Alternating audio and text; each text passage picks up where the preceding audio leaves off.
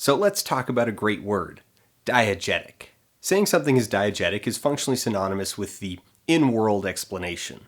The word refers to the diegesis of a story, which is the narrative construct that everything takes place in. It's like a bubble universe, conceptually some whole place with its own rules and reality, just elsewhere. So when something is diegetic, it happens in-world. When something is non-diegetic, it doesn't happen. The textbook example of the line between diegetic and non-diegetic elements is the soundtrack. The music comes in, the audience hears it, but it doesn't come from anywhere in the story world. It doesn't exist in the same space as the characters. However, it's not uncommon for storytellers to call attention to this convention by playing with the boundary between the two, perhaps by redefining something that appears to be non-diegetic as a diegetic element. Like, I inserted some soundtrack music over this segment to illustrate the point, and am now going to reveal my iPod in order to suggest that the music was audible to me in this space the whole time.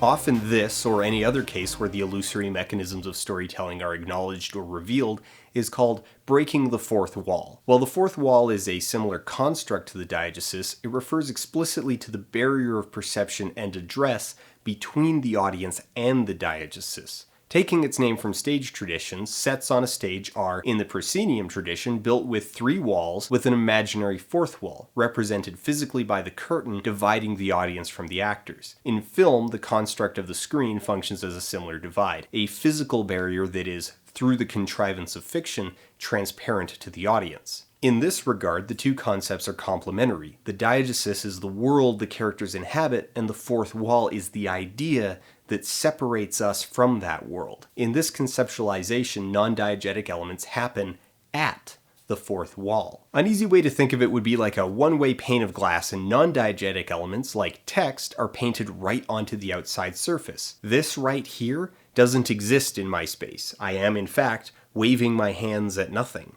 So, on-screen text and non-diegetic sounds are the easiest non-diegetic elements to demonstrate, but can we find something a little more complicated, like, what about editing?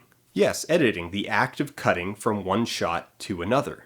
There is no physical phenomenon that this replicates. It's not a thing that exists in the world of the characters, yet it alters our perception of their space by changing our point of view, compressing time, creating asymmetry in the knowledge of the audience versus the knowledge of the characters, and so on. When one shot ends and another begins, where in space does that exist? Well, nowhere.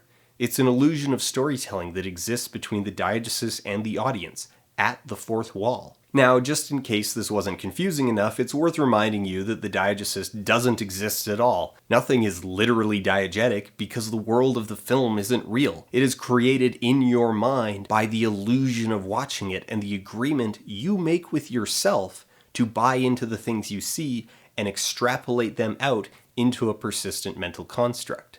In fact, this clip at the end was recorded first. So let's talk about a great word, diegetic.